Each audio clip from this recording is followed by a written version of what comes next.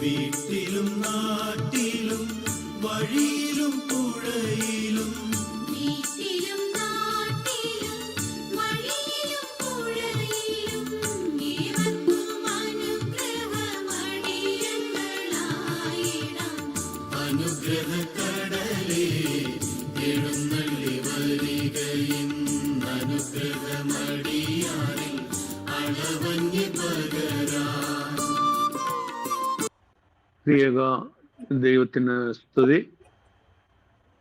കൂടി വന്ന എല്ലാ സിയോൻ വിശ്വാസികൾക്കും വീണ്ടും വരുന്നനായ കർത്താവായ യേശു ക്രിസ്തുവിന്റെ നാമത്തിൽ എൻ്റെ സ്നേഹവന്ദനം മുന്നമേ അറിയിക്കുകയാണ്. ഒരു പ്രാവശ്യവും കൂടി ദൈവമക്കളോടൊപ്പം വീണ്ടും കൂടി വരുവാൻ സ്വർഗത്തിലെ പിതാവിന്റെ കൃപയ്ക്കായിട്ട് എൻ്റെ കർത്താവിനെ സ്തുതിക്കുന്നു, സ്തോത്രം ചെയ്യുന്നു. കാലാവസ്ഥ പ്രതികൂലമാണ് എങ്കിലും കർത്താവ് അനുകൂലമായിരിക്കാൽ നമുക്ക് കർത്താവിനെ സ്തുതിക്കാം, സ്തോത്രം ചെയ്യാം. പല വീടുകളിലും കരണ്ടില്ലെന്ന് പറഞ്ഞു, വൈഫൈ ഇല്ല എന്ന തടസ്സങ്ങൾ ആണ് പലരും പറയുന്നത്. എങ്കിലും ഇത്രയും പേര് കർത്താവ് കൂട്ടി വരുത്തിയല്ലോ. ഇന്നത്തെ രാത്രികാല ചിന്തയ്ക്കായിട്ട് ദൈവവചനത്തിൽ നിന്ന് 32-ാം സങ്കീർത്തനം അതിൻ്റെ 6-ാമത്തെ വാക്യം ധ്യാനിപ്പാനായിട്ട് കർത്താവിൽ ശരണപ്പെടുകയാണ്. 32-ാം സങ്കീർത്തനം അതിൻ്റെ 6-ാമത്തെ വാക്യം എങ്ങനെയാണ്? ഇത് നിമിത്തം ഓരോ ഭക്തനും കണ്ടെത്താവുന്ന കാലത്ത് നിന്നോട് പ്രാർത്ഥിക്കും. ഇത് നിമിത്തം ഓരോ ഭക്തനും കണ്ടെത്താകുന്ന കാലത്ത് നിന്നോട് പ്രാർത്ഥിക്കും. നമുക്ക് ഒരു നിമിഷം കൂടി നമ്മുടെ കണ്ണുകളടയ്ക്കാം, പ്രാർത്ഥിക്കാം. കൂടിയൊരുവിൻ്റെ അനുഗ്രഹത്തിനായിട്ട്, കർത്താവിൻ്റെ സാമീപ്യത്തിനായിട്ട്, പരിശുദ്ധാത്മാവിൻ്റെ അതിശക്തമായ വ്യാപാരത്തിനായിട്ട് നമുക്ക് എല്ലാവർക്കും പ്രാർത്ഥിക്കാം. ക്രിസ്തുയേശുവിൽ കൂടി ഞങ്ങളോട് അത് സ്നേഹിക്കുന്ന ഞങ്ങളുടെ സ്വർഗീയ പിതാവും ദൈവമേ, ഈ വാഴ്ത്തപ്പെട്ട അനുഗ്രഹിക്കപ്പെട്ട സമയത്തിനായിട്ട് കർത്താവെ ഞങ്ങൾ അങ്ങേ സ്തുതിക്കുന്നു, സ്തോത്രം ചെയ്യുന്നു. അവിടുത്തെ ഹിതപ്രകാരയോടും കൂടി ഒരു കർത്താവ് അനുവദിച്ചല്ലോ, നന്ദി കർത്താവെ. ഇന്ന് അല്പസമയം അവിടുത്തെ വചനത്തിൽ ഇരിക്കുന്നു. നീ ഞങ്ങളോട് വ്യക്തിപരമായിട്ട് അവിടുന്ന് സംസാരിക്കണം കർത്താവെ. നീ ഞങ്ങളുടെ കുറവുകളിലേക്കും ബലഹീനതയിലേക്കും അവിടുന്ന് ഇറങ്ങി വരണം കർത്താവെ. ഇന്ന് ഒരു വിടുതൽ അനുഭവിക്കുവാൻ തക്കവണ്ണം കർത്താവ് കരുണയാകണം കർത്താവെ. ഇന്നൊരു നല്ല കൊള്ള കിട്ടിയ അനുഭവത്തിൽ ആയിത്തീരുവാൻ കർത്താവെ അവിടുന്ന് ഞങ്ങളോട് കരുണയായിരിക്കണം. കൂടി വന്ന് എല്ലാവരെയും ഓർത്ത് പ്രാർത്ഥിക്കുന്നു കർത്താവെ. ഇതില് കർത്താവെ വേദ വചനം ധ്യാനിച്ച മകളെ ഓർക്കുന്നു, ആത്മീയ ഗീതം പങ്കുവെച്ച മകളെ ഓർക്കുന്നു, നേതൃത്വം കൊടുക്കുന്ന മകനെ ഓർക്കുന്നു, തുടർന്ന് സമാപന ശുശ്രൂഷയ്ക്കായിട്ട് ഒരുങ്ങുന്ന മകനെ എല്ലാം ഓർത്ത് പ്രാർത്ഥിക്കുന്നു. കൂടി വന്ന എല്ലാവരെയും കുടുംബമായിട്ട് കർത്താവ് അനുഗ്രഹിക്കണം കർത്താവ്. ഇന്ന് ഇതിൽ ജോയിൻ ചെയ്യാൻ കഴിയാതെ പോയവര് അവര് ആയിരിക്കുന്നിടത്ത് കർത്താവിന്റെ കൃപയും വഴി നടത്തിക്കൊണ്ടായിരിക്കണം. ദേശത്തിന്റെ വിവിധ ഭാഗങ്ങളിൽ നടക്കുന്ന മറ്റ് വചന ശുശ്രൂഷകളെയും വചനമായി എഴുന്നേൽക്കുന്ന മക്കളെയും കർത്താവ് അനുഗ്രഹിക്കണം. കർത്താവിന്റെ വേലയില് പ്രതികൂല സാഹചര്യങ്ങൾ കർത്താവിന്റെ വേലയിലായിരിക്കുന്ന അനേകരുണ്ട്. അവരെല്ലാം ഓർത്ത് പ്രാർത്ഥിക്കുന്നു, അവരുടെ കുടുംബങ്ങളെ ഓർത്ത് പ്രാർത്ഥിക്കുന്നു, അവരുടെ ശുശ്രൂഷകളെ ഓർത്ത് പ്രാർത്ഥിക്കുന്നു. ബലപ്പെടുത്തണം, ശക്തീകരിക്കണം കർത്താവെ. വായിച്ച വചനഭാഗം കർത്താവിന്റെ കരങ്ങളെ തരുന്നു. അവിടുന്ന് വാഴ്ത്തി നുറുക്കി 30, 60, 100 മേനിയായി തന്ന് അനുഗ്രഹിക്കണം. സൂക്ഷിപ്പാൻ കർത്താവ് അടിയനെ യോഗ്യനാക്കണം. നാവിന്റെ തുമ്പിൽ കർത്താവ് വചനം തന്ന് അനുഗ്രഹിക്കണം. സംസാരിക്കേണ്ടുമ്പോഴും സംസാരിപ്പാനുള്ള കൃപ തരണം. അവിടുന്ന് മഹത്വം എടുക്കണം. പ്രാർത്ഥന കേട്ടിരിക്കുക. സ്തോത്രം. വഴി നടത്തുന്ന സ്തോത്രം. സ്ഥലം ഞങ്ങൾക്ക് വേണ്ടി ജീവൻ വച്ച കർത്താവായ യേശു ക്രിസ്തുവിന്റെ നാമത്തിൽ തന്നെ ആമീൻ. നാമം മഹത്വപ്പെടട്ടെ. നമുക്ക് വളരെ സുപരിചിതമായിട്ടുള്ള വേദവാഹമാണ് 32-ാം സങ്കീർത്തനം 6-ാമത്തെ വാക്യം. 32-ാം സങ്കീർത്തനം തന്നെ നമുക്ക് വളരെ സുപരിചിതമാണ്. അത് അനുതാപത്തിന്റെ സങ്കീർത്തനമാണ്. അനേകര് അത് വളരെ പ്രയോജനപ്പെടുത്തിയിട്ടുള്ള ഒരു സങ്കീർത്തനമാണ് എന്ന് നമുക്ക് മനസ്സിലാക്കാനായിട്ട് കഴിയും. അതില് 6-ാമത്തെ വാക്യമാണ് ഇന്ന് രാത്രികാലം ചിന്തിക്കുന്നത്. ഇത് നിമിത്തം ഓരോ ഭക്തനും കണ്ടെത്താവുന്ന കാലത്ത് നിന്നോട് പ്രാർത്ഥിക്കും. വചനത്തെ ഡിവൈഡ് ആൻഡ് സ്റ്റഡി എന്നാണ്, വിഭജിച്ച് പഠിക്കുക എന്നാണ് വചന പഠനത്തെ ഞാൻ സമീപിക്കുന്ന മറ്റ് പല ദൈവദാസന്മാരും സമീപിക്കുന്നത് പോലെ വചനത്തെ വിഭജിച്ച് പഠിക്കുവാനായിട്ടാണ് ഞാൻ എപ്പോഴും കർത്താവിൽ ശരണപ്പെടുന്നത്. ഈ വചനത്തെയും നമ്മൾ വിയോജിക്കുകയാണ്. വചനത്തോട് തന്നെ ചോദ്യങ്ങൾ ചോദിച്ചുകൊണ്ട്, അതായത് കർത്താവിനോട് തന്നെ നമ്മൾ ചോദ്യങ്ങൾ ചോദിച്ചുകൊണ്ട്, ഈ ലോകത്തോടല്ല കർത്താവിനോട് ചോദ്യങ്ങൾ ചോദിച്ചുകൊണ്ട് കർത്താവ് തരുന്ന മറുപടി ലഭിപ്പാനും അത് അനുസരിച്ച് ശുശ്രൂഷയെ ക്രമീകരിപ്പാനുമായിട്ടാണ് കർത്താവിൽ ശരണപ്പെടുന്നത്. ഈ വചനത്തെ നമ്മൾ നോക്കുമ്പോൾ ആദ്യം തന്നെ ഇത് നിമിത്തം എന്ന് പറയുമ്പോൾ ഏത് നിമിത്തം എന്നൊരു ചോദ്യം നമുക്ക് ചോദിക്കുവാനായിട്ടൊരു അവസരം നമുക്ക് തന്നിരിക്കുകയാണ്. അത് ചോദിക്കുമ്പോൾ അതിന്റെ ഉത്തരം നമുക്ക് ഈ 32-ാം സങ്കീർത്തനത്തിൽ നിന്ന് തന്നെ കിട്ടും. അതുപോലെ തന്നെ ഓരോ ഭക്തനും കണ്ടെത്താകുന്ന കാലത്ത് നിന്നോട്, പ്രാർത്ഥനയാണ് ഇതിലെ വിഷയമെങ്കിലും ആ പ്രാർത്ഥനയ്ക്ക് ഒരു പ്രത്യേകത അവിടെ പറയുകയാണ്, കണ്ടെത്താകുന്ന കാലത്ത്. അത് എപ്പോഴാണ് ഈ കണ്ടെത്താകുന്ന കാലം? നമുക്കറിയാം പ്രാർത്ഥനയ്ക്ക് ഒരു ഒരുക്കം വേണം എന്നൊക്കെ കർത്താവ് പ്രാർത്ഥന നമ്മൾ പ്രാർത്ഥിപ്പാനായിട്ട് നമ്മളെ പഠിപ്പിക്കുന്നതിന് മുമ്പ് അതിനെക്കുറിച്ചൊക്കെ കർത്താവ് പറഞ്ഞു. അത് നമ്മൾ ആ വിഷയങ്ങളിലേക്കൊക്കെ നമ്മൾ വരും. അപ്പോ ഈ വചനത്തെ നമ്മൾ വിഭജിച്ച് പഠിക്കുമ്പോൾ ഈ മേഖലകളിലേക്കാണ് നമ്മൾ പോകുന്നത്. അപ്പോൾ എന്തുകൊണ്ടാണ് ഈ പ്രാർത്ഥനയെ കുറിച്ച് എന്തുകൊണ്ട് പ്രാർത്ഥന? ദൈവവചനത്തിലേക്ക് നോക്കുമ്പോൾ ഇയ്യോബിന്റെ പുസ്തകം 21-ാം അധ്യായം അതിന്റെ 15-ാമത്തെ വാക്യത്തിലേക്ക് വരുമ്പോ അവിടെ ഒരു വ്യക്തിയുടെ വാക്കുകൾ അല്ലെങ്കിൽ ഒരു കൂട്ടം ആൾക്കാരുടെ വാക്കുകൾ ഇങ്ങനെയാണ്: ഞങ്ങൾ സർവശക്തനെ സേവിപ്പാൻ അവൻ ആർ, അവനോട് പ്രാർത്ഥിച്ചാൽ എന്ത് പ്രയോജനം എന്ന് പറയുന്നു. ആ 21-ാം അധ്യായത്തിന്റെ ഇയ്യോബ് അവനെ പരിഹസിക്കുകയും അവനെ നിന്ദിക്കുകയും ചെയ്യേണ്ട കൂട്ടുകാരും എല്ലാവരും അവരോട് നിൽക്കുമ്പോൾ അവന് മറുപടി പറയുന്നതാണ്. അതിൽ ദുഷ്ടന്മാരായിട്ടുള്ളവരുടെ അവരുടെ അവസ്ഥയുണ്ട്.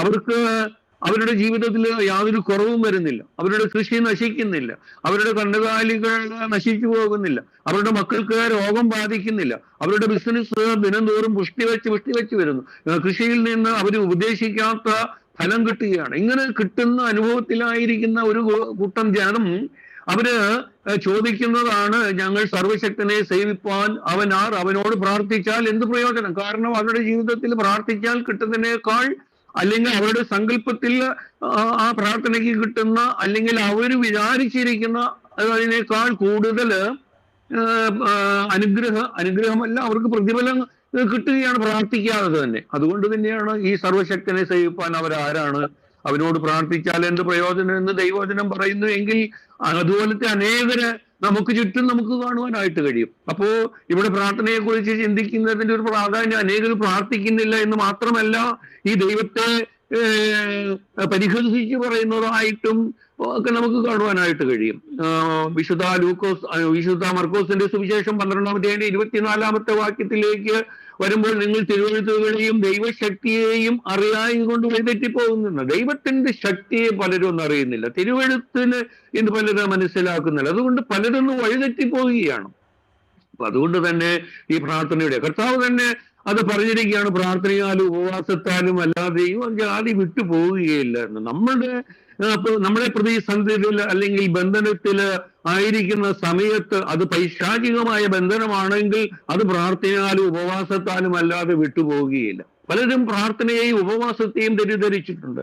പ്രാർത്ഥന എന്ന് പറയുന്നത് നമ്മുടെ കാര്യങ്ങളെ ദൈവത്തെ ബോധ്യപ്പെടുത്തി കൊടുക്കുന്നതാണ് പ്രാർത്ഥന എന്നാണ് പലരും വിചാരിക്കുന്നത്. നമ്മൾ ചില നിവേദനങ്ങൾ നമ്മളെ എഴുതിയുണ്ടാക്കിയ അല്ലെങ്കിൽ ക്രമീകരിച്ചിട്ട് ദൈവസന്നിധിയിൽ സമർപ്പിച്ചിട്ട് അതിനൊരു ഒപ്പ് അല്ലെങ്കിൽ ഒരു അംഗീകാരം ലഭിക്കുക എന്നുള്ള പലരും ആഗ്രഹിക്കുന്നത്.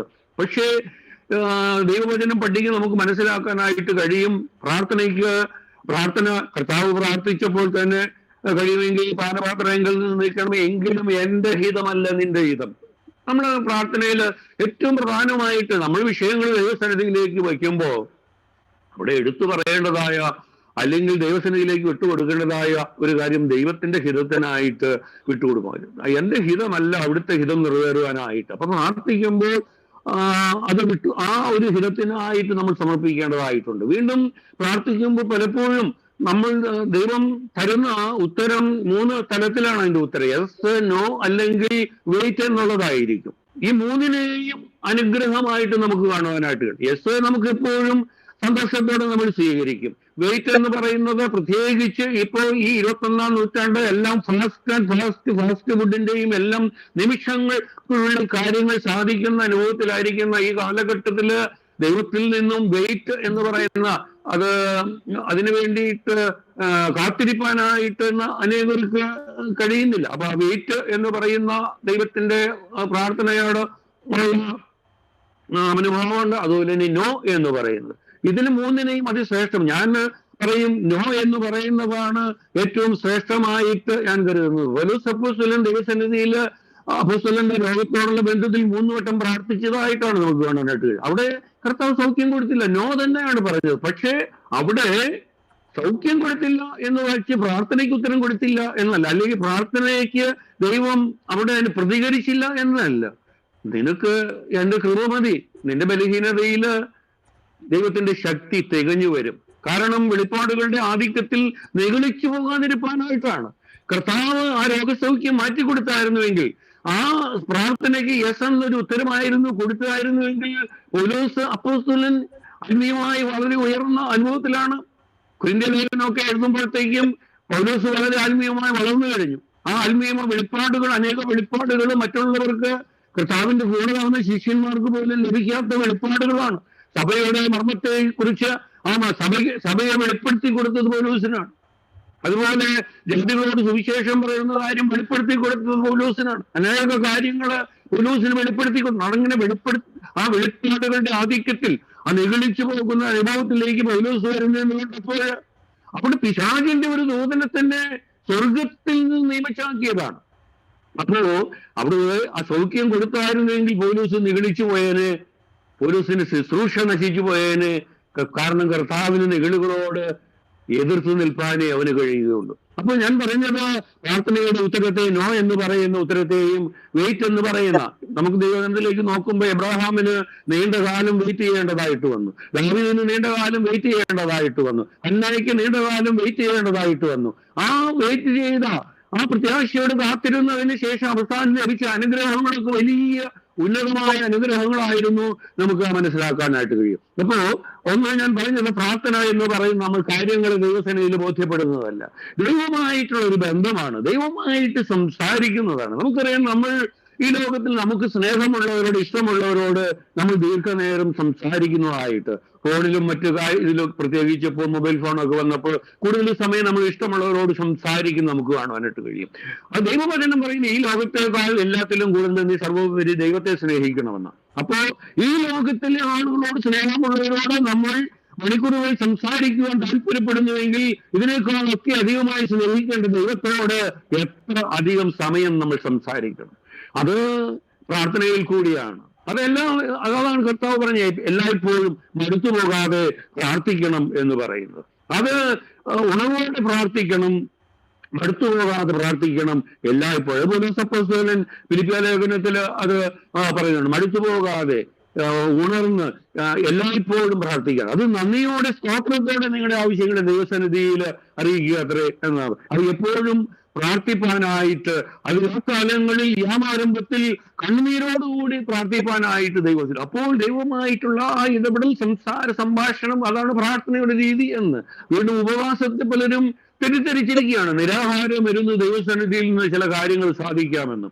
നമ്മൾ കുടുംബത്തിൽ മക്കള് ചിലപ്പോ അപ്പനോടോ അമ്മയോടോ ചില കാര്യങ്ങൾ ചോദിച്ചാൽ അത് അവർക്ക് സാധിച്ചു കൊടുത്തില്ലെങ്കിൽ, അതിന് ഉടനെ യെസ് എന്ന് പറഞ്ഞില്ലെങ്കിൽ അവര് ഭക്ഷണം കഴിക്കാതിരിക്കും, അല്ലെങ്കിൽ മുഖം പിടിപ്പിച്ചിരിക്കും. ഭക്ഷണം കഴിക്കാതെ 2-3 ദിവസം ഇരിക്കുമ്പോൾ, അല്ലെങ്കിൽ 1-2 ദിവസം ഇരിക്കുമ്പോൾ മാതാപിതാക്കളായ നമ്മള് അവരുടെ കാര്യം അങ്ങ് സാധിച്ചു കൊടുക്കും. അതുപോലെ തന്നെ നമുക്ക് നിരാഹാര സത്യാഗ്രഹങ്ങൾ, അങ്ങനെ സമരമുറകളൊക്കെ നമുക്ക് കാണുവാനായിട്ട്, അങ്ങനെ ഈ നിരാഹാര സമരത്തിൽ കൂടി കാര്യങ്ങൾ സാധിക്കുന്നതായിട്ട്. പക്ഷേ ദൈവസന്നിധിയിൽ ഉപവാസം എന്ന് പറയുന്നത് ഭക്ഷണം കഴിക്കാതിരുന്നൊരു നിരാഹാരത്തിൽ കൂടി ദൈവത്തിൽ നിന്ന് കാര്യം സാധിക്കുക എന്നുള്ളതല്ല. ഇവിടെയും ദൈവത്തോടൊപ്പം വസിക്കുകയാണ്, ദൈവവുമായിട്ട് ഇടപെടുകയാണ്, ദൈവത്തോട് അടുക്കുകയാണ്. ദൈവത്തോട് അടുക്കുമ്പോൾ നമുക്കൊരു ദൈവത്തിനെ നോക്കുമ്പോ, ദൈവത്തോട് അടുക്കുമ്പോൾ, അല്ലെങ്കിൽ ദൈവത്തെ കണ്ണോടുകൂടി കാണുമ്പോൾ, യെശയ്യാവ് ദൈവത്തെ അല്ലെങ്കിൽ സ്വർഗീയ ആരാധന അവന് കാണുവാനായിട്ട് കഴിഞ്ഞപ്പോൾ അവന്റെ കുറവ്, അയ്യോ ഞാൻ അരിഷ്ട മനുഷ്യൻ, ഞാൻ നശിക്കുകയും ശുദ്ധിയില്ലാത്ത അതരം ഉള്ള ഒരു മനുഷ്യൻ, ശുദ്ധിയില്ലാത്ത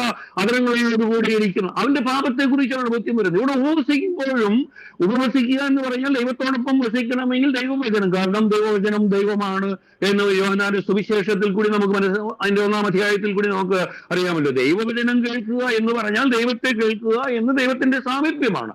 അപ്പൊ ദൈവവചനം കേൾക്കുമ്പോൾ സ്വാഭാവികമായിട്ടും നമ്മുടെ പാപത്തെ കുറിച്ചാണ് വരുന്നത്. അപ്പൊ ഉപവാസത്തിൽ ദൈവവചനം ധ്യാനിച്ചുകൊണ്ടാണ് ഉപവസിക്കുന്നത് എങ്കിൽ നമ്മുടെ പാപത്തെ കുറിച്ച് ബോധ്യം വരും. 1 ശമൂവേൽ 7-ാം അധ്യായത്തിലേക്കൊക്കെ വരുമ്പോൾ അവർ വെള്ളം കോരി ഒഴിച്ച് ഉപവസിച്ചു എന്നാണ് പറയുന്നത്.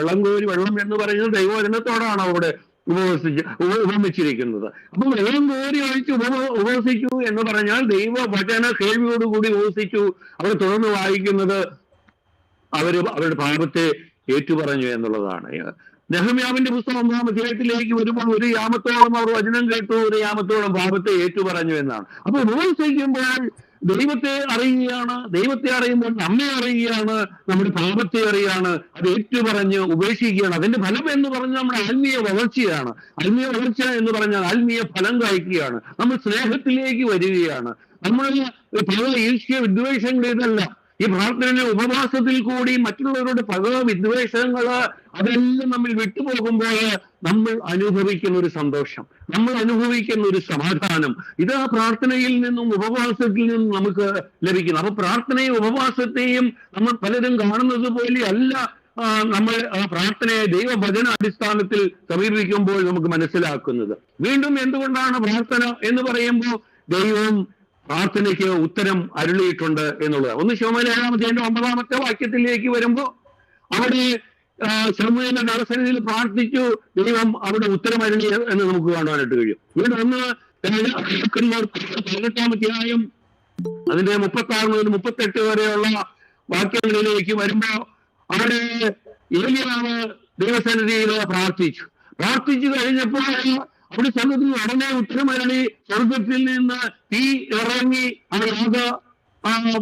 കത്തിച്ചതായിട്ട് അഗ്നി അവിടെ ഇറങ്ങിയതായിട്ട് നമുക്ക് കാണുവാനായിട്ട് കഴിയും. വീണ്ടും എബ്രായ ലേഖനം അതിന്റെ 5-ാമത്തെ 7-ാമത്തെ വാക്യത്തിലേക്ക് വരുമ്പോ കർത്താവ് തന്റെ കാലത്ത് ആ ഘട്ടങ്ങളിൽ നിന്നും അല്ലെങ്കിൽ മരണത്തിൽ നിന്നും വിടുവിപ്പാൻ കഴിവുള്ളവനോട് കണ്ണുനീരോടെ ആരാധനയോടെ പ്രാർത്ഥിച്ചു, ഭയഭക്തി മൂലം ഉത്തരം ലഭിച്ചു എന്നാണ് നമുക്ക് അവിടെ കാണുവാനായിട്ട് കഴിയുന്നത്. അവിടെ കർത്താവിന്റെ പ്രാർത്ഥനയുടെ ഉത്തരം അനേകർക്ക് മനസ്സിലാക്കാനായിട്ട് കഴിയുന്നില്ല. ലൂക്കോസിന്റെ സുവിശേഷം 22-ാം അധ്യായത്തിലാണ് അത് കാണുവാനായിട്ട് കഴിയുമെങ്കിൽ ഈ പാനപാത്രമെങ്കിൽ നിന്ന് നീക്കണമേ, എങ്കിലും എന്റെ ഹിതമല്ല അവിടുത്തെ, ഞാൻ മുന്നേ പറഞ്ഞ പ്രാർത്ഥന അത് ആ പ്രാർത്ഥനയിൽ വരേണ്ടതായ ഒരു സമർപ്പണമാണ്. എന്റെ ഹിതമല്ല അവിടുത്തെ ഹിതം. കർത്താവ് പ്രാർത്ഥിച്ചു. അവിടെ കാണുന്ന അടുത്ത വാക്യത്തിൽ കാണുന്ന ഉടനെ അവനെ ശക്തിപ്പെടുത്തുവാൻ സ്വർഗത്തിൽ നിന്ന് ഒരു ദൂതനെ അയച്ചു എന്നുള്ളതാണ്. അവിടെ പാനപാത്രം നീക്കിക്കളഞ്ഞുകൊണ്ടല്ല കർത്താവ് ഉത്തരം അരുളിയത്. ആ കർത്താവിന്റെ ഈ യാഗം അതിനു വേണ്ടിയിട്ടാണ് പുത്രനെ ഭൂമിയിലേക്ക് അയച്ചിരിക്കുന്നത് തന്നെ. അതാണ് ദൈവത്തിന്റെ ഹിതം. അത് നിറവേറണമെന്നാണ് കർത്താവ് പ്രാർത്ഥിച്ചത്, അല്ലെങ്കിൽ പ്രാർത്ഥിച്ച് അവസാനിപ്പിച്ചത്. അപ്പോ അവനെ ബലപ്പെടുത്തുവാൻ സ്വർഗത്തിൽ ഒരു ദൂതനെ നൽകിയാണ് ആ ഉത്തരം അവിടെ നൽകിയത് എന്നുള്ളത്. വീണ്ടും നമ്മൾ എന്തുകൊണ്ട് പ്രാർത്ഥന അല്ലെങ്കിൽ പ്രാർത്ഥന എങ്ങനെ കാണണം എന്ന് നോക്കുമ്പോ അനേക വിശുദ്ധന്മാർ അല്ലെങ്കിൽ വിശ്വാസ വീരന്മാര് പ്രാർത്ഥിച്ചതായിട്ട് കാണുവാനായിട്ട് കഴിയും. ദൈവവചനത്തിൽ ഏറ്റവും കൂടുതൽ പ്രാർത്ഥിച്ചതാരാണ് എന്ന് ചോദിച്ചാൽ അത് യേശു കർത്താവാണ് എന്ന് നമുക്ക് മനസ്സിലാക്കാനായിട്ട് കഴിയും. കർത്താവ് ദൈവത്തിന്റെയും മനുഷ്യരുടെയും കൃപയിലാണ് വളർന്നത്. മാതാപിതാക്കൾക്ക് കീഴ്പ്പെട്ടാണ് അവൻ വളർന്നത്. കർത്താവിന്റെ ആലയത്തിൽ, ദൈവ ആലയത്തിൽ എപ്പോഴും അവൻ എരിവുള്ളവനായിരുന്നു. ആലയത്തിൽ ഇരിപ്പാൻ ഏറ്റവും കൂടുതൽ ഇഷ്ടപ്പെട്ടതാണ് അവന്റെ ബാല്യകാലങ്ങളിലേക്ക് നോക്കുമ്പോൾ കാണുവാനായിട്ട് കഴിയും. അപ്പൊ ബാല്യകാലം മുതല് ദൈവത്തിന് കീഴ്പ്പെട്ട് ദൈവത്തെ ഭയപ്പെട്ട് ഒരു പ്രാർത്ഥന അനുഭവത്തിലാണ് അവൻ ജ്ഞാനത്തിലും ദൈവത്തിന്റെ കൃപയിലും വളർന്നു വന്നു എന്ന് ദൈവത്തിനോട് അവിടെ പറയുന്നു. അത് തന്നെയല്ല കർത്താവിന്റെ ശുശ്രൂഷകളെ നോക്കുമ്പോൾ സ്നാനത്തിന് മുമ്പ് പ്രാർത്ഥിച്ചതായിട്ട് കാണാനായിട്ട് കഴിയും, സ്നാനം കഴിഞ്ഞ് പ്രാർത്ഥിച്ചത് നമുക്ക് കാണാനായിട്ട് കഴിയും, തന്റെ ശിഷ്യന്മാരെ തിരഞ്ഞെടുക്കുന്നതിന് മുമ്പ് പ്രാർത്ഥിച്ചതായിട്ട് കാണാനായിട്ട് കഴിയും, തന്റെ ശിഷ്യന്മാരെ തിരഞ്ഞെടുത്തതിന് ശേഷം പ്രാർത്ഥിച്ചു, അവരെ ഒരു വേലയ്ക്ക് അയക്കുന്നതിന് മുമ്പായിട്ട് പ്രാർത്ഥിച്ചു, ഒരു അത്ഭുതങ്ങൾ ചെയ്യുന്നതിന് മുമ്പ് പ്രാർത്ഥിച്ചു. അതുപോലെ മഹാകഷ്ടം അനുഭവിക്കുന്നതിന് മുമ്പ് ഗത്സമനയില് തന്റെ വിയർപ്പ് തുള്ളി ചേരുന്നതായി മാറുന്നത് പോലെ കഠിനമായി പ്രാർത്ഥിച്ചതായിട്ട്. അപ്പോ കഷ്ട അനുഭവത്തിന് മുമ്പ് പ്രാർത്ഥിച്ചു. അത് തന്നെയല്ല കുരിശിൽ കിടന്ന് പ്രാർത്ഥിച്ചു. പിതാവേ ഇവർ ചെയ്യുന്ന എന്താ എന്ന് അറിയാതെ കൊണ്ട് ഇവരോട് ക്ഷമിക്കണമേ എന്നുള്ള വലിയൊരു മധ്യസ്ഥ പ്രാർത്ഥന അവിടെ പ്രാർത്ഥിക്കാനായിട്ട് ചെയ്യാനായിട്ട് കഴിയുന്നു. അതുപോലെ തന്നെ ഉയർത്തെഴുന്നേറ്റതിന് ശേഷം പ്രാർത്ഥിച്ചതായിട്ട് കാണാനായിട്ട് കഴിയുന്നു. അത് തന്നെയല്ല, ഇപ്പോഴും പിതാവിന്റെ സന്നിധിയിൽ വലതുഭാഗത്തിരുന്ന് ഇപ്പോഴും പ്രാർത്ഥിച്ചുകൊണ്ടിരിക്കുന്നു. അപ്പൊ ഏറ്റവും കൂടുതൽ പ്രാർത്ഥിച്ച വ്യക്തി ആര് എന്ന് പറയുമ്പോൾ കർത്താവാണെന്ന് നമുക്ക് മനസ്സിലാക്കാനായിട്ട് കഴിയും. അപ്പൊ അനേക ഭക്തന്മാർ പ്രാർത്ഥിച്ചതായിട്ട് കാണാനായിട്ട് കഴിയും. ഉൽപ്പത്തി പുസ്തകം 35 അതിന്റെ 3-ാമത്തെ വാക്യത്തിലേക്ക് വരുമ്പോ 35:3 യാക്കോബിനോടുള്ള ബന്ധത്തിൽ യാക്കോബിന്റെ സാക്ഷ്യം അവിടെ കാണുവാനായിട്ട് കഴിയും. എന്റെ കഷ്ടകാലത്ത് എന്റെ പ്രാർത്ഥന കേൾക്കുകയും ഞാൻ പോയ വഴിയിൽ എന്നോടുകൂടി ഇരിക്കുകയും ചെയ്ത ദൈവത്തിന് ഞാൻ അവിടെ ഒരു യാഗപീഠം ഉണ്ടാക്കും എന്നും യാക്കോബിനോട് ചോദിക്കുകയാണ്. യാക്കോബേ, നീ നിന്റെ കഷ്ടകാലത്ത് നീ എന്ത് ചെയ്യായിരുന്നു എന്ന് ചോദിച്ചാൽ യാക്കോബ് പറയും, എന്റെ കഷ്ടകാലത്ത് ഞാൻ പ്രാർത്ഥിക്കുകയായിരുന്നു. കാരണം എന്റെ കഷ്ടകാലത്ത് എന്റെ പ്രാർത്ഥന കേട്ട ഒരു ദൈവമുണ്ട്. അതാണ് യാക്കോബ് ഇവിടെ സാക്ഷ്യമായിട്ട് പറയുന്നത്. എന്റെ കഷ്ടകാലത്ത് എന്റെ പ്രാർത്ഥന കേൾക്കുകയും ഞാൻ പോയ വഴിയിൽ എന്നോടുകൂടി ഇരിക്കുകയും ചെയ്ത ദൈവത്തിന് ഞാൻ അവിടെ ഒരു യാഗപീഠം ഉണ്ടാക്കും. എത്ര ശ്രേഷ്ഠമാണ് ഒരു യാഗപീഠം! ഒരു സ്തുതി, സ്തോത്രം, ആരാധന. നമ്മൾ പലരും പ്രാർത്ഥിച്ച് ഉത്തരം ലഭിച്ചു കഴിഞ്ഞാൽ ദൈവത്തെ മറക്കുന്ന അനുഭവമാണ്. പക്ഷെ യഥാർത്ഥം ഒരു ദൈവപൈതൽ പ്രാർത്ഥനയ്ക്ക് ഉത്തരം ലഭിച്ചു കഴിയുമ്പോഴാണ് നമുക്ക് കൂടുതൽ ഉണർവോടെ ദൈവസന്നിധിയിലേക്ക് സമർപ്പിക്കുന്നത്. ദൈവത്തെ ആരാധിക്കാതിരിക്കാൻ കഴിയുകയില്ല, ദൈവത്തെ സ്തുതിക്കാതിരിക്കാനായിട്ട് കഴിയുകയില്ല. കാരണം നമ്മുടെ സ്തുതിയും ആരാധനയുമാണ് നമുക്ക്, പ്രാർത്ഥനയാണ് നമുക്ക് അനുഗ്രഹങ്ങളെ കൊണ്ടുവരുന്നത് എന്ന് നമുക്ക് മനസ്സിലാക്കാനായിട്ട് കഴിയും. അപ്പോ യാക്കോബിനോട് ചോദിക്കുമ്പോൾ കഷ്ടകാലത്ത് പ്രാർത്ഥിക്കുന്ന നമുക്കും നമ്മുടെ ജീവിതത്തിലും അതൊരു മാർഗമായി ഒരു ഉദാഹരണമായിട്ട് നമുക്ക് തന്നിരിക്കുകയാണ്. നമ്മളോടും നമ്മുടെ കഷ്ടതയില്, നമ്മുടെ പ്രയാസങ്ങളില്, നമ്മുടെ പോരാട്ട അനുഭവത്തില്, നമ്മുടെ ബലഹീനതയില് നമുക്കും പ്രാർത്ഥിക്കുവാനായിട്ട്, നമ്മൾ അത് ഉണർവോട് പ്രാർത്ഥിപ്പാനായിട്ട്, അത് മടുത്തുപോകാതെ പ്രാർത്ഥിപ്പാനായിട്ട്, അത് അതിന്റെ നിറവിൽ പ്രാർത്ഥിപ്പാനായിട്ട് ദൈവവചനം നമ്മെ ഓർമ്മപ്പെടുത്തുകയാണ്. വീണ്ടും ഈ വചനത്തെ നമ്മൾ ഡിവൈഡ് ചെയ്യുമ്പോൾ അവിടെ കണ്ടെത്തുന്നത്, അവിടെ വാക്യത്തിലുള്ളതാണ് കണ്ടെത്താകുന്ന കാലത്ത്. ഞാൻ പറഞ്ഞു, പ്രാർത്ഥനയ്ക്ക് ഒരു ഒരുക്കം വേണം എന്ന്. കർത്താവ് കർത്തൃപ്രാർത്ഥന പഠിപ്പിക്കുന്നതിന് മുമ്പ് കർത്താവ് പ്രാർത്ഥന പഠിപ്പിക്കുന്നതിന് മുമ്പ് എങ്ങനെ പ്രാർത്ഥിക്കരുത് എന്ന് പറഞ്ഞാണ് അത് തുടങ്ങുന്നത്. കപടഭക്തിക്കാരെ പോലെ പ്രാർത്ഥിക്കരുത്, എല്ലാവരും കേൾക്കുന്ന ഒരു പൊതു നിരത്തുകളിലല്ല, എല്ലാവരിലും പ്രശംസ ലഭിക്കാൻ വേണ്ടിയിട്ട് പ്രാർത്ഥിക്കുന്നവരും അങ്ങനെ പ്രാർത്ഥിക്കരുത്. നീയോ പ്രാർത്ഥിക്കുമ്പോൾ എന്ന് പറഞ്ഞിട്ട് അവരിൽ കടന്ന് വാതിലടച്ച് രഹസ്യത്തിലുള്ള നിന്റെ പിതാവിനോട് പ്രാർത്ഥിക്കുക. രഹസ്യത്തിൽ കാണുന്ന നിന്റെ പിതാവ് നിനക്ക് പ്രതിഫലം തരും, അല്ലെങ്കിൽ ഉത്തരം തരും എന്നാണ് പറയുന്നത്. അവിടെ കർത്താവിന്റെ സുവിശേഷം 6-ാമത്തെ വാക്യമാണ്. നീയോ പ്രാർത്ഥിക്കുമ്പോൾ അറയിൽ കടക്കണം. അത് നിന്റെ ഹൃദയമാകുന്ന അറയില്. ഇവിടെ വാതിൽ അത് മുഴുവൻ വിശദീകരിക്കാനായിട്ട് സമയമില്ല. ഇതിൽ വാതിൽ എന്ന് പറയുന്നത് നമ്മുടെ ബാഹ്യ ഇന്ദ്രിയങ്ങളാണ് എന്ന് നമുക്ക് മനസ്സിലാക്കാം. അപ്പൊ ഈ രഹസ്യം എന്ന് പറയുമ്പോൾ രണ്ടുപേര് മാത്രമായിരിക്കുന്ന അനുഭവമാണ് രഹസ്യത്തിൽ. മൂന്നാമതൊരു വ്യക്തി ഉണ്ട് എങ്കിൽ അത് രഹസ്യ അനുഭവമല്ല. ഇവിടെ നമ്മുടെ ജീവിതത്തിൽ നമ്മുടെ ഹൃദയത്തിന്റെ പല അറകളിലേക്ക് പല ചിന്തകള് അല്ലെങ്കിൽ മറ്റുള്ളവരെ കുറിച്ചുള്ള വിചാരങ്ങള്, ഇവിടെ മാർത്തയോട് പറഞ്ഞത്, മാർത്തേ നീ പലതിനെ കുറിച്ച് വിചാരപ്പെടുന്നു എന്ന്. ആ പലതിനെ കുറിച്ച് വിചാരപ്പെട്ടുകൊണ്ട് അല്ല ദൈവസന്നിധിയിലേക്ക് വരേണ്ടത്, പൂർണ്ണ ഹൃദയത്തോടെയാണ് ദൈവസന്നിധിയിലേക്ക് വരേണ്ടത്. അത് ഇംഗ്ലീഷ് ബൈബിളിലേക്ക് വരുമ്പോൾ അൺഡിവൈഡഡ് ഹാർട്ടാണ്. നമ്മൾ ഹൃദയത്തെ പല പല ഭാഗങ്ങളിൽ നമ്മുടെ ചിന്ത പല പല കാര്യങ്ങളിലേക്ക് പോവുകയാണെങ്കിൽ പൂർണ്ണ ഹൃദയത്തോടെ അവിടെ രഹസ്യ നാം കാരണം ഉള്ളങ്ങളെ ഉള്ളതുപോലെ നോക്കുന്ന ദൈവം നമ്മെ നോക്കുമ്പോ, പ്രാർത്ഥിക്കുമ്പോഴും നോക്കുമ്പോ നമ്മുടെ ഹൃദയത്തിലേക്കാണ് നോക്കുന്നത്. നിന്റെ ഹൃദയത്തിൽ നിന്നെ പഴിക്കുകയും തുഴിക്കുകയും ചെയ്യുന്ന അല്ലെങ്കിൽ ശത്രുതയുള്ള അയൽക്കാരനാണ് നിന്റെ മനസ്സിലിരിക്കുന്നത് എങ്കിൽ, നിന്നോട് വെറുപ്പുള്ള സഹോദരനാണ് അല്ലെങ്കിൽ സഹോദരിയാണ്, ഭാര്യയാണ്, മക്കളാണ്, ഏത് തരത്തിലാണെങ്കിലും ആ വിഷയങ്ങളാണ് നിന്റെ ഹൃദയത്തിലുള്ളത് എങ്കിൽ ഒരു രഹസ്യ അനുഭവമില്ല. ഇതിനെല്ലാം വിട്ട്, അതിലെ ചിന്തകൾ വിട്ട്, എല്ലാ പൗലോസപ്പോസ്തലനും പ്രാർത്ഥനയെ കുറിച്ച് നമ്മളെ പഠിപ്പിക്കുക, അതാണ് നമുക്ക് മനസ്സിലാക്കാനായിട്ട്. എല്ലാ ചിന്തകളെയും വിട്ട് പൂർണ്ണ അൺഡിവൈഡഡ് ഹാർട്ട്, പൂർണ്ണ ഹൃദയത്തോടെ ദൈവസന്നിധിയിലേക്ക് നാം സമർപ്പിക്കുമ്പോൾ അവിടെ പ്രതിഫലം. രഹസ്യത്തിൽ നിന്നെ കാണുമ്പോൾ പൂർണ്ണമായിട്ടും ദൈവവും നമ്മുടെ വിഷയത്തിന്റെ മുമ്പിൽ ദൈവവും ഞാനും മാത്രമായിരിക്കുന്ന ആ ഒരു അവസ്ഥയിൽ വരുമ്പോൾ ദൈവത്തിന് പ്രതിഫലം തരാതിരിക്കാനായിട്ട് കഴിയില്ല. ദൈവം പ്രതിഫലം തരുമെന്ന് തന്നെയാണ്. വാഗ്ദത്തങ്ങളിൽ വിശ്വസ്തൻ, വാക്കുമാറാത്തവൻ. അവന് ഒരു വാഗ്ദാനം തന്നിട്ടുണ്ട്, അത് നിറവേറ്റുക തന്നെ ചെയ്യും എന്നുള്ളത് നമുക്ക് മനസ്സിലാക്കാനായിട്ട് കഴിയും. അപ്പൊ അവിടെ ഒരു ഒരുക്കത്തിന്റെ അനുഭവം. ഇവിടെ 32-ാം സങ്കീർത്തനത്തിലും അവിടെ ആ ഇത് നിമിത്തം എന്ന് പറയുമ്പോൾ അതിന്റെ 1 മുതലുള്ള ആ 5 വരെയുള്ള വാക്യങ്ങളിലേക്ക് വരുമ്പോ അവിടെ ഈ ഭക്തന്റെ പ്രാർത്ഥനയ്ക്ക് മുമ്പുള്ള ഒരുക്കം അവിടെ കാണാറുണ്ട്. നമുക്ക് സുപരിതമാണല്ലോ. ലംഘനം ക്ഷമിച്ചും പാപം മറച്ചും കിട്ടിയവൻ ഭാഗ്യവാൻ, യഹോവ അകൃത്യം കണക്കിടാതെയും ആത്മാവിൽ കപടം ഇല്ലാതെയും ഇരിക്കുന്ന മനുഷ്യൻ ഭാഗ്യവാൻ. ഇവിടെ ഭാഗ്യവാൻ എന്ന് പറയുന്നത് പരീക്ഷനല്ല എന്ന് നമ്മൾ എപ്പോഴും മനസ്സിലാക്കിയിരിക്കണം. ഇവിടെ ചുങ്കക്കാരനും പരീക്ഷനും ദൈവസന്നിധിയിൽ പ്രാർത്ഥിപ്പാനായിട്ട് പോയി. ചുങ്കക്കാരൻ അവിടെ തന്നെ ഉയർത്തുകയാണ്. അവന്റെ പ്രാർത്ഥന സ്വർഗത്തിലേക്ക് ഉയർന്നില്ല. കാരണം അവൻ അവനോട് തന്നെ പ്രാർത്ഥിച്ചത്. അവന്റെ കാര്യങ്ങളാണ് അവിടെ പറഞ്ഞത്. സ്വർഗീയമായ ഒരു കാര്യങ്ങളും അവിടെ പറഞ്ഞില്ല. ഒരു ആരാധനയോ ദൈവസ്തുതിയോ അവനിൽ ഉണ്ടായിരുന്നില്ല. അവിടെ അവന്റെ ശ്രേഷ്ഠതകളാണ്. അവന് ഇപ്പം പള്ളിയിൽ പോകുന്നവനാണ്, ആഴ്ചയിൽ 2 വർഷവും ഉപവസിക്കുന്നവനാണ്, പള്ളി കൊടുക്കേണ്ടതൊക്കെ കൊടുക്കുന്നവനാണ്.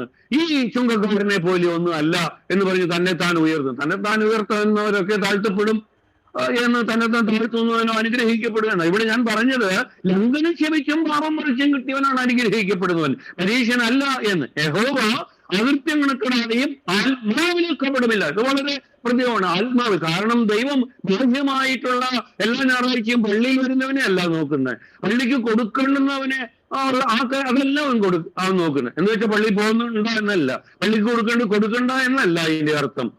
ആ ബാഹ്യമായിട്ടുള്ള ചേഷ്ടകളോ അനുഷ്ഠാനങ്ങളോ അല്ല ദൈവം നോക്കുന്നത്.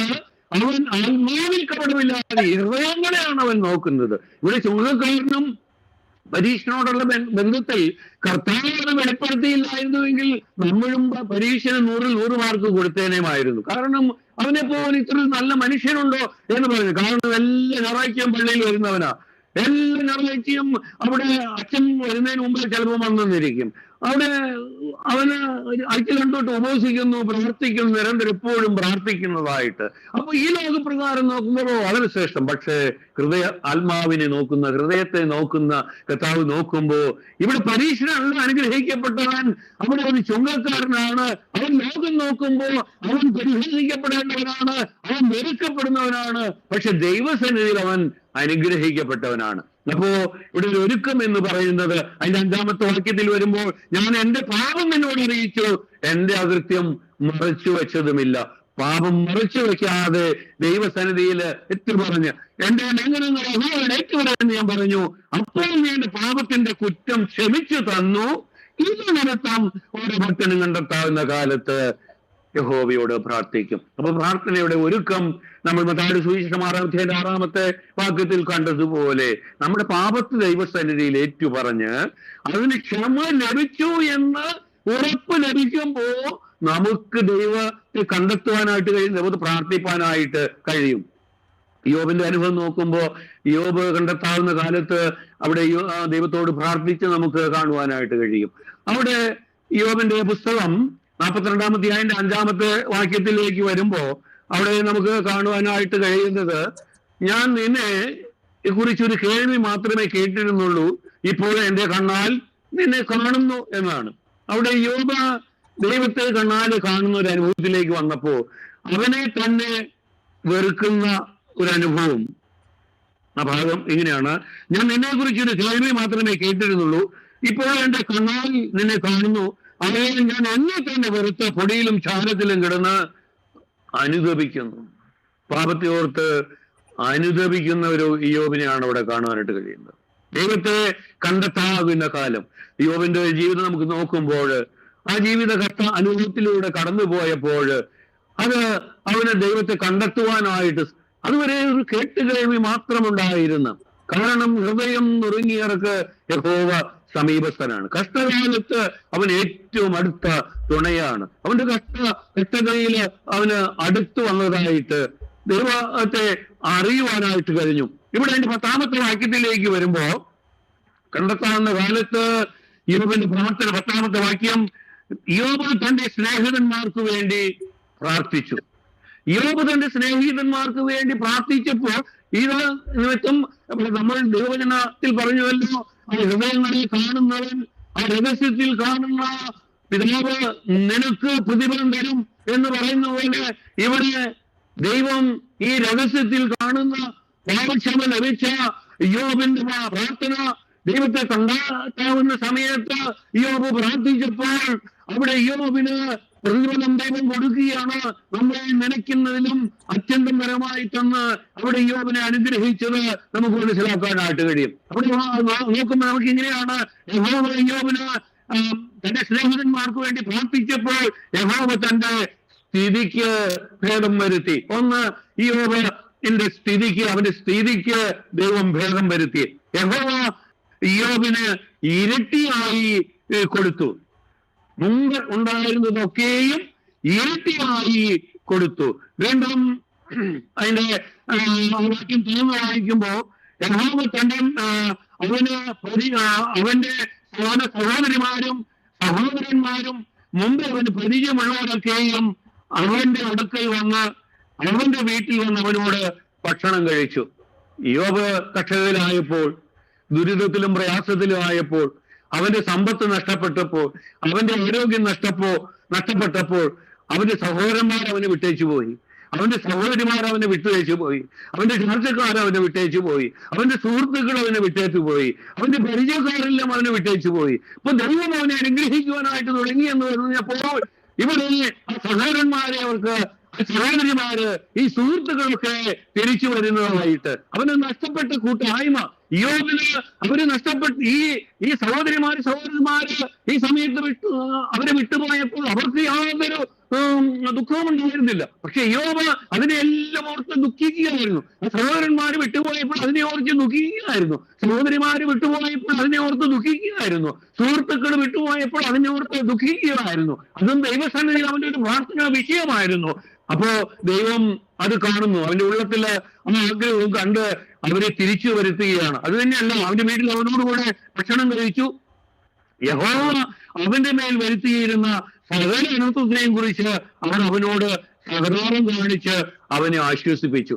അതിനു മുമ്പ് സഹോദരന്മാരൊക്കെ വന്നു കഴിഞ്ഞപ്പോ ഭാര്യ വരെ തന്നെ ഈ ദൈവത്തെ തള്ളിപ്പറയുവാനായിട്ടാണ് അവിടെ പറഞ്ഞത്. ഈ സുഹൃത്തുക്കള് ഒരു ആശ്വാസവാക്ക് അവന് പറഞ്ഞതായിട്ട് അവര് കാണുന്നില്ല. അവന്റെ പാപത്തെ കുറിച്ച് അവന്റെ കുറവുകൾ കൊണ്ടാണ് ഇത് അനുഭവിക്കുന്നത് എന്ന് പറയുന്ന സുഹൃത്തുക്കളെയാണ് അവിടെ കാണുവാനായിട്ട് കഴിയുന്നത്, സഹോദരങ്ങളെയാണ് അവിടെ കാണുവാനായിട്ട് കഴിയുന്നത്. പക്ഷെ ഇപ്പോഴ് അവർ കാര്യങ്ങൾ മനസ്സിലാക്കിയപ്പോൾ തിരിച്ചു വന്ന ഈ അനർത്ഥത്തെ കുറിച്ച് അവനോട് സഹതാപം കാണിച്ചതായിട്ട് അവന് ആശ്വാസവാക്കുകൾ പകർന്നു കൊടുക്കുന്നതായിട്ട് ഒരു നല്ലൊരു ആത്മീയ കൂട്ടായ്മ അവിടെ യോബിന് ലഭിക്കുന്നതായിട്ട് നമുക്ക് അവിടെ കാണുവാനായിട്ട് കഴിയും. അത് തന്നെയല്ല, വീണ്ടും ഓരോരുത്തരും അവന് ഓരോ പൊന്നാണ്യവും ഓരോ പൊൻമോതിരവും കൊടുത്തു. അത്രയ്ക്കും വലിയ വരുന്ന വിരുന്നുകാർക്ക് അവന് നമുക്ക് ദൈവദിനമായി യോബിന്റെ പുസ്തകം 1-ാം അധ്യായം ആദ്യം വായിക്കുമ്പോ യോബ് ഒരു വർഷത്തിൽ കുറഞ്ഞത് 7 പ്രാവശ്യം വലിയൊരു മഹാസദ്യ വിരുന്ന് ഒരുക്കിയതായിട്ട് നമുക്ക് കാണാനായിട്ട് കഴിയും. തന്റെ 7 മക്കളുടെയും പിറന്നാൾ ദിനത്തില് ഒരു വലിയ വിരുന്ന് തന്നെ ഒരുക്കിയതായിട്ട് യോബിന്റെ പുസ്തകം 1-ാം അധ്യായം ആദ്യ ഭാഗങ്ങളിലേക്ക് വരുമ്പോൾ നമുക്ക് കാണുവാനായിട്ട് കഴിയും. ഇവിടെ ഒരു വലിയ വിരുന്ന് ഒരുക്കിയ ഇവിടെയും വിരുന്ന് ഒരുക്കി. അത് മാത്രമല്ല, ഈ വിരുന്ന് ഒരുക്കിയ ഓരോരുത്തർക്കും പൊന്മോതിരവും എന്താണ് അവന് പൊന്മോതിരവും പൊന്നാണ്യവും കൊടുക്കുവാൻ തക്കവണ്ണം യോബിനെ ദൈവം അനുഗ്രഹിച്ചു എന്നാണ് നമുക്കവിടെ മനസ്സിലാക്കുവാനായിട്ട് കഴിയുന്നത്. അപ്പോ യോബിന് കണ്ടെത്താവുന്ന കാലത്ത് പ്രാർത്ഥിച്ചു കഴിഞ്ഞപ്പോൾ ലഭിച്ച അനുഗ്രഹമാണ് നമുക്കിവിടെ കാണുവാനായിട്ട് കഴിയുന്നത്. അപ്പൊ തന്റെ സുഹൃത്തുക്കൾക്ക് വേണ്ടി പ്രാർത്ഥിച്ചു എന്ന് പറയുന്ന ഒരു മാധ്യസ്ഥതയെ കുറിച്ച് അവിടെ അതേപോലെത്തിൽ അവിടെ നോക്കുക. സ്നേഹിതന്മാർക്ക് വേണ്ടി പ്രാർത്ഥിക്കുക, മറ്റുള്ളവർക്ക് വേണ്ടി പ്രാർത്ഥിക്കുക, അത് നമ്മുടെ ഒരു കടമയാണ്. 1 തിമോത്തി 2-ാം അധ്യായം അതിന്റെ 1-2 വാക്യങ്ങളിലേക്ക് വരുമ്പോ, എന്നാൽ സകല മനുഷ്യർക്കും നാം സർവഭക്തിയോടും കരുത്തോടും കൂടെ സാവധാനതയും സ്വസ്ഥതയുമുള്ള ജീവനം കഴിക്കേണ്ടതിന് വിശേഷ രാജാക്കന്മാർക്കും സകല അധികാരസ്ഥന്മാർക്കും വേണ്ടി യാചനയും പ്രാർത്ഥനയും പക്ഷപാതവും സ്തോത്രവും ചെയ്യേണ്ടതാകുന്നതിന്. അത് ആ മേഖല കൂടുതൽ വിശദീകരിക്കാനായിട്ട് സമയമില്ല. അത് പക്ഷപാതം അല്ലെങ്കിൽ മധ്യസ്ഥ പ്രാർത്ഥന എന്ന് പറയുന്ന ഒരു വിഷയത്തിലേക്ക് ഞാനിതില് ഈ വചനം വിഭാഗിച്ച് പഠിക്കുക എന്ന് പറയുമ്പോൾ 3 മേഖലകളിൽ തന്നെ നിന്ന് പഠിക്കാനായിട്ട്. ഇത് യോബിന്റെ പ്രാർത്ഥനയോടുള്ള ബന്ധത്തിൽ സേവകന്മാർക്ക് വേണ്ടി പ്രാർത്ഥിച്ചു എന്ന് പറയുമ്പോൾ അതിലൊന്ന് കടന്നുപോവുകയാണ്. അപ്പൊ മധ്യസ്ഥ പ്രാർത്ഥന എന്ന് പറയുന്നത് നമുക്ക് നമ്മുടെ പ്രാർത്ഥനയും നമ്മളൊന്ന് നോക്കണം. നമ്മളെപ്പോഴും പ്രാർത്ഥിക്കുമ്പോൾ എനിക്ക് വേണ്ടി, എന്റെ ഭാര്യയ്ക്ക് വേണ്ടി, എന്റെ മക്കൾക്ക് വേണ്ടി, എനിക്ക് വേണ്ടി സ്വന്തം എന്നുള്ള അനുഭവമാണ് നമ്മുടെ പ്രാർത്ഥനയിൽ 90% കാണുന്നത്. പക്ഷേ കർത്താവ് പറയുന്നു, സ്വന്തം കാര്യങ്ങൾ എന്തു തിന്നെ, എന്ത് കുടിക്കും, എന്തൊടുക്കും, ഇതിനെക്കുറിച്ച് ഒന്നും വിചാരപ്പെടും. നിന്റെ ആവശ്യങ്ങളെ കുറിച്ച് നീ വിചാരപ്പെടണം. അതൊക്കെ നിനക്ക് ആവശ്യമെന്ന് സ്വർഗത്തിലെ പിതാവ് പറഞ്ഞു, അത് നിനക്ക് തരും എന്ന് തന്നെയാണ് ദൈവവചനം. മറ്റുള്ളവർക്ക് വേണ്ടി ദൈവവചനത്തിലേക്ക് നോക്കുമ്പോ എല്ലാ പ്രാർത്ഥനയും, പൗലോസിന്റെ പ്രാർത്ഥന ഇതിലേക്കൊക്കെ വരുമ്പോ ജഡികമായ കാര്യങ്ങൾക്ക് വേണ്ടി ഒന്നും പ്രാർത്ഥിച്ചതായിട്ട് അവിടെ കാണുന്നില്ല. പൗലോസിന്റെ കർത്താവ് പഠിപ്പിച്ച പ്രാർത്ഥനയിലേക്ക് നോക്കുമ്പോഴും ജഡികമായിട്ട് ഞങ്ങൾക്ക് ആവശ്യമായ ആഹാരം എന്ന് പറയുമ്പോ അതില് ആ ആഹാരത്തിന്റെ ഒരു 1/3 അംശം മാത്രമേ ജഡികമായിട്ട്, ജഡഭക്ഷണത്തിന്റെ കാര്യം, ആ ആവശ്യമായ ആഹാരം എന്ന് പറയുന്നത് ജഡഭക്ഷണത്തെക്കാൾ കൂടുതൽ ആത്മീയ അപ്പം, ആത്മീയ ഭക്ഷണമാണ് അതിൽ നിന്ന് നമുക്ക് മനസ്സിലാക്കാനായിട്ട് കഴിയും. അപ്പോ ആ കർത്തൃപ്രാർത്ഥനയെ നോക്കുമ്പോൾ ജഡികമായ കാര്യങ്ങൾക്ക് വേണ്ടിയിട്ടല്ല കർത്താവ് പ്രാർത്ഥന പഠിപ്പിക്കും. അതാവശ്യം വേറെ.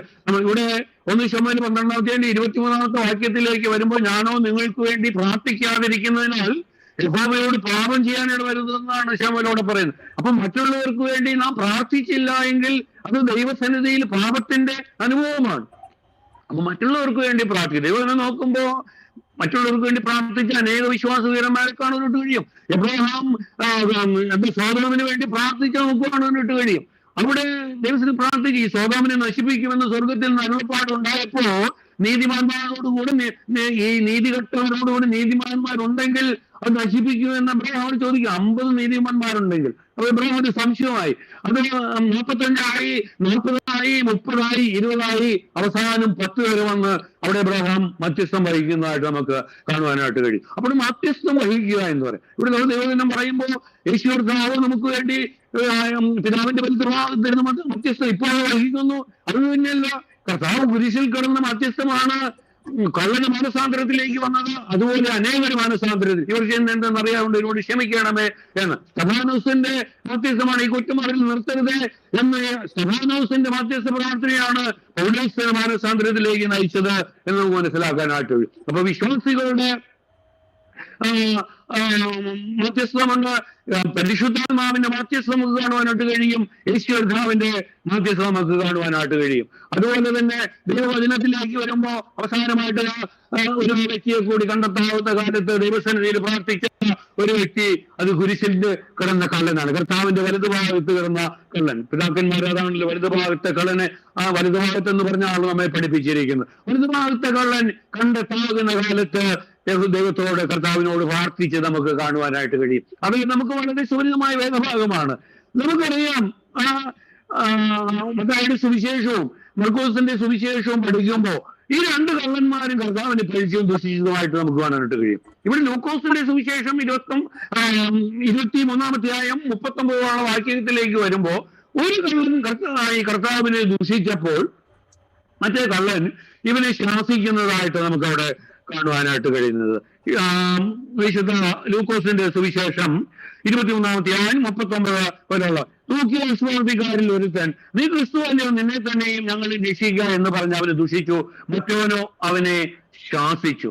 അപ്പോ ഈ ദുഷിച്ചു കൊണ്ടിരുന്നവൻ തന്റെ സുഹൃത്തിനെ, അതുവരെയും എല്ലാ തെറ്റുകൾക്കും കുറ്റങ്ങൾക്കും അവന്റെ ഏത് പ്രവൃത്തികൾക്കും കൂട്ടുനിന്ന് സഹകരിച്ചു നിന്നുകൊണ്ടിരുന്ന സുഹൃത്തായ കള്ളൻ ഇപ്പൊ ആ സുഹൃത്തിനെ ശാസിക്കുന്ന അനുഭവത്തിലേക്ക് വരും. അപ്പൊ ഇതിനൊരു മാറ്റമുണ്ടായി, ഒരു മാനസാന്തരം ഉണ്ടായി എന്ന് നമുക്ക് മനസ്സിലാക്കാനായിട്ട് കഴിയും. മാനസാന്തരം ഉണ്ടായത് എന്താണ്?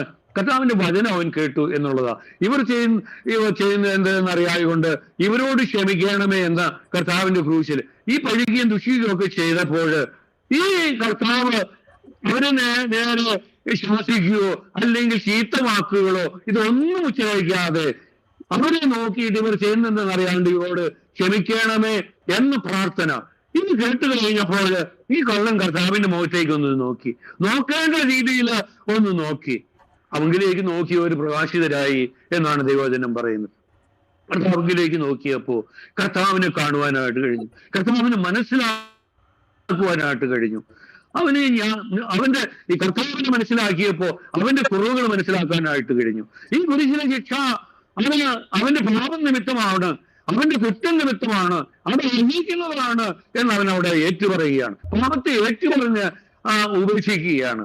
അവിടെ വലിയ ഒരു കുമ്പസാരം നമുക്ക് അവിടെ കാണുവാനായിട്ട് കഴിയുകയാണ്. ഒരു വലിയ പ്രാർത്ഥന അവിടെ കാണുവാൻ കഴിയാണ്. യേശുവെ, നീ രാജ്യത്വം പ്രാപിച്ചു വരുമ്പോൾ എന്നെയും ഓർക്കണമേ. ഈ ലോകപ്രകാരം പല ആവശ്യങ്ങളും ഈ കള്ളൻ അവിടെ കർത്താവിന്റെ സന്നിധിയിൽ പറയാമായിരുന്നു. ഈ വേദനയിൽ നിന്ന് വിടുവിക്കണമേ എന്ന് വേണമെങ്കിൽ പറയാമായിരുന്നു. ഈ ക്രൂശിൽ നിന്ന് മറ്റേക്കാലം പ്രാർത്ഥിക്കുക പോലെ നിന്നെ തന്നെ ഞങ്ങളെ രക്ഷിക്കുക, ഈ ക്രൂശിൽ നിന്ന് ഈ വേദനയിൽ നിന്ന് രക്ഷിക്കുക എന്ന് വേണമെങ്കിൽ പ്രാർത്ഥിക്കാമായിരുന്നു. അല്ലെങ്കിൽ അവന്റെ ഭാര്യയ്ക്കും മക്കൾക്കും വേണ്ടി പ്രാർത്ഥിക്കാമായിരുന്നു. ഇതൊന്നുമല്ല. ലോകത്തിൽ സർവ്വം നേടിയാലും നിന്റെ ജീവനെ നശിപ്പിച്ചാൽ എന്ത് പ്രയോജനമെന്നുള്ള ആത്മീയ സത്യം അവന് ഈ ക്രൂശിൽ കിടന്നുകൊണ്ട് അവന് മനസ്സിലാക്കാനായിട്ട് കഴിഞ്ഞു. കർത്താവിലേക്ക് നോക്കിയപ്പോൾ അവന് കണ്ടെത്താവുന്ന കാലത്ത് അവന് കണ്ടെത്തിയപ്പോൾ, കർത്താവിനെ കാണേണ്ട രീതിയിൽ കണ്ടു കഴിഞ്ഞപ്പോൾ അവന്റെ കുറവുകളിലേക്ക് വരുന്നു. അവന്റെ പ്രാർത്ഥനയ്ക്ക് ഒരു മാറ്റം വന്നു. അവന്റെ പഴിദൂഷി, അവന്റെ വാക്കുകൾക്ക് ഒരു മാറ്റം വന്നു. പഴികളുടെ ദുഷികൾ ഒരു പുതിയൊരു ഹൃദയം അവന് കൊടുത്തു. ഒരു പുതിയ ജീവിതം അവന് കൊടുത്തു.